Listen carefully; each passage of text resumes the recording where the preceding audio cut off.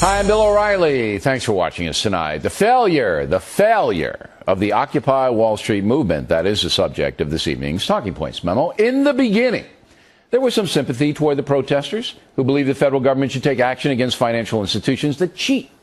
In the face of the terrible recession, that message is a powerful one. And so the Occupy Wall Street movement got some traction.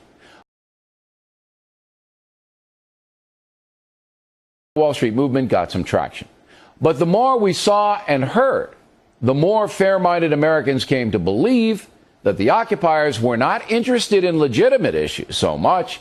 Many of them simply want to blow up the economic system.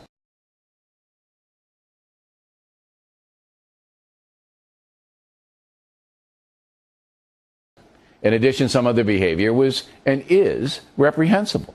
All kinds of violent crime, all kinds of provocation against the police, all kinds of depraved behavior in general.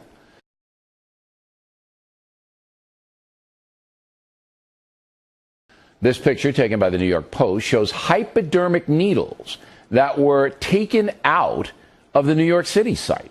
Isn't that nice? I don't believe we saw any hypodermic needles at the Tea Party protests, or am I wrong? The left-wing media is still trying to portray the occupiers as the liberal equivalent to the Tea Party. One simple question. Would you prefer that your daughter demonstrate with the Tea Party people or with the occupiers? You make the call.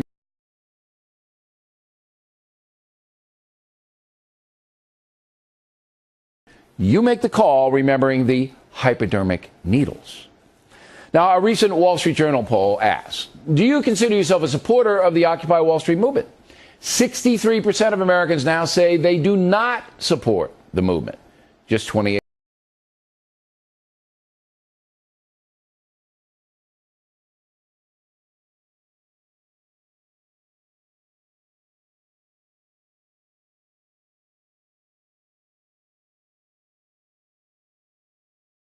Because President Obama was sympathetic to the movement in the beginning, along with many members of the Democratic Party, this presents a big political problem for them.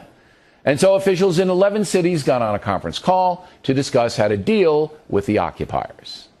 What had started as a political movement and a political encampment ended up being an encampment that was no longer in control of the people who started them. And that's true, to be fair, and we always are fair here on The Factor. Some of the Occupy protesters are well-intentioned folks who believe the financial system is no longer fair. That's a legitimate debate. But they have been overrun by thugs, anarchists, and the crazies who intimidate. If you're a violent person, people usually back off.